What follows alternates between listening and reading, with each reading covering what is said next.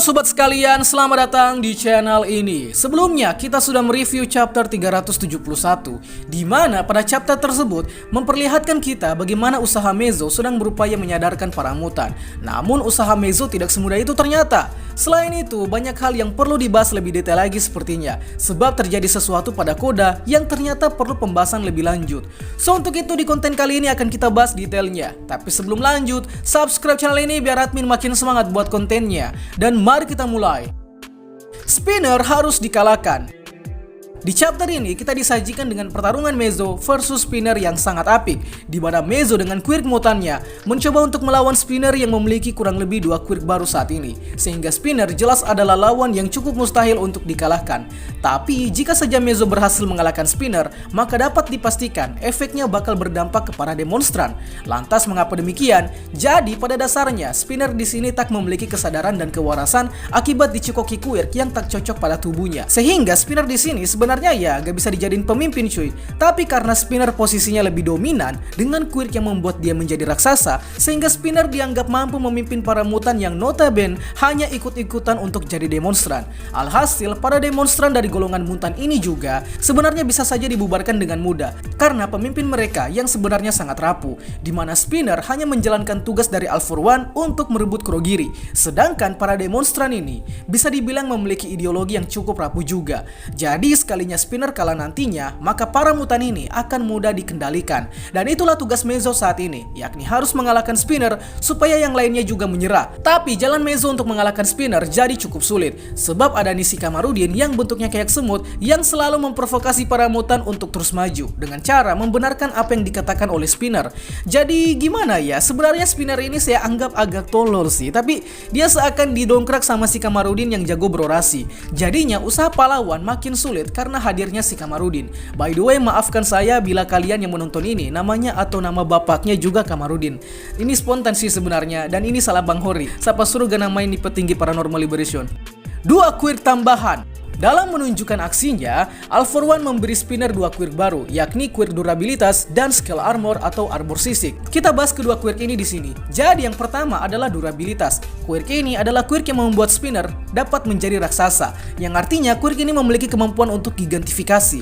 Dengan quirk ini, Spinner bakal membuat tubuhnya menjadi raksasa dan kekuatannya dapat meningkat tajam. Sehingga Spinner dengan quirk ini mampu meningkatkan kekuatan dari tubuh mutan tokeknya dan juga meningkatkan kecepatan. Kemudian yang kedua adalah skill armor. Quirk ini bertipe transformasi pastinya, di mana kemampuannya dapat membuat Spinner dapat memunculkan sisik tajam dan kuat pada kulitnya, sehingga Spinner memiliki daya tahan yang lebih tinggi. Artinya quirk ini seakan mendukung quirk durabilitas. Dengan quirk ini, sekilas merubah Spinner seperti Kaiju atau Godzilla, dan kalian bisa lihat bagaimana bentuk berserk dari Spinner ini. Jadi 2 quirk ini, yakni durabilitas dan skill armor, adalah quirk yang sangat mendukung aksi Spinner sebagai pemimpin para mutan dalam melakukan pemberontakan. Tapi dengan adanya quirk ini bakal sekaligus membuat Spinner menjadi hilang akal, sehingga yang harusnya Spinner lebih unggul dan bakal membuat 15.000 mutan ini semakin berjaya, tapi nampaknya Spinner menyia-nyiakan hal tersebut. Sebab apalah daya memiliki kekuatan kalau kita tidak memiliki rasionalitas. Mezo yang menerima dirinya. Chapter ini menurut saya cukup sedih. Saya sampai terharu pas baca chapter 371 ini, di mana karakter favorit saya di kelas A ini ternyata memiliki latar belakang perjuangannya sendiri yang cukup kelam dan penuh proses yang panjang. Bagaimana tidak, Mezo yang terlahir di desa terpencil ternyata masih mengalami diskriminasi oleh masyarakat non-mutan di desanya, di mana Mezo disiksa, dihantam pakai cangkul, dan mungkin hampir dibunuh oleh sebab bentuknya yang seperti mutan. Ya gimana pun caranya para masyarakat menyiksa Mezo, tetap saja Mezo ini tak bakal beralih menjadi manusia non-mutan. Sebab Mezo terlahir memiliki quirk mutan yang sifatnya permanen, di mana quirk Mezo tak dapat dinonaktifkan dan juga tak bisa dihilangkan semudah mengerjakan skripsi. Canda skripsi. Ya pokoknya si masyarakat rasis ini gak bisa ngapa-ngapain selain menyiksa Mezo. Maka dari itulah hasilnya Mezo saat ini memiliki banyak bekas luka yang disebabkan oleh perundungan yang terjadi semasa kecilnya. Tapi di luar dugaan, Mezo justru memiliki pemikiran yang revolusioner, di mana dia harus menjadi pahlawan yang keren agar para masyarakat dan generasi mutan di masa depan sadar kalau diskriminasi mutan itu adalah pelanggaran yang nyata, dan juga agar generasi di masa depan yang terlahir mutan gak minder untuk bercita-cita ingin menjadi pahlawan, karena ada Mezo si pahlawan mutan yang menjadi buktinya. Well, tentu saja Mezo juga memiliki kelapangan untuk menerima dirinya sendiri. Meskipun dia seringkali dikatakan menjijikan, dikatain kayak gurita lah, tapi Mezo justru terima-terima saja perundungan itu, karena ya memang itu yang terjadi. Beneran gak salah sih saya ngefans sama Mezo ini dari season pertama. Nih karakter emang punya muatan filosofis yang mantap banget. So, dengan terungkapnya cita-cita Mezo, maka sekaligus menambah daftar ideologi hero di antara murid kelas A, di mana Deku ingin menjadi hero yang terbaik, Bakugo yang ingin lebih kuat dibanding All Might, dan yang terakhir ada Mezo yang ingin jadi pahlawan terkeren. Anima mengalami awakening. Di akhir chapter terjadi sesuatu yang mengejutkan pada Koji Koda atau Anima, di mana tanduknya kini mekar dan bercabang-cabang sehingga membuat tampilannya semakin badass. Selain itu, di saat yang sama Koji Koda memanggil pasukan burung yang sangat banyak untuk menyerang si Kamarudin. Lantas dari sini menimbulkan pertanyaan, apakah Koda mengalami awakening quirk?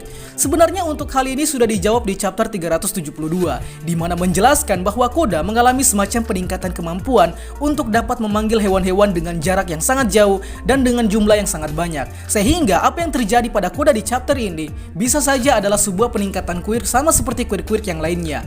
Tapi ini sangat aneh cuy, karena Koda ini pada dasarnya quirknya adalah tipe emitter dan bukan quirk mutan. Lantas apa korelasi antara tumbuhnya tanduk pada kepala Koda? So mungkin di chapter 372 akan dijelaskan lebih lanjut. Anyway, Koda ini hanya memiliki bentuk tubuh yang seperti mutan ya, atau tidak seperti lazimnya manusia kebanyakan. Tapi pada dasarnya quirk Aniface milik Koda bukanlah tergolong quirk mutan. Itulah pembahasan kita pada kali ini. Sanggap apabila ada yang kurang, request juga di kolom komentar untuk pembahasan selanjutnya. Dan akhir kata, see you next time.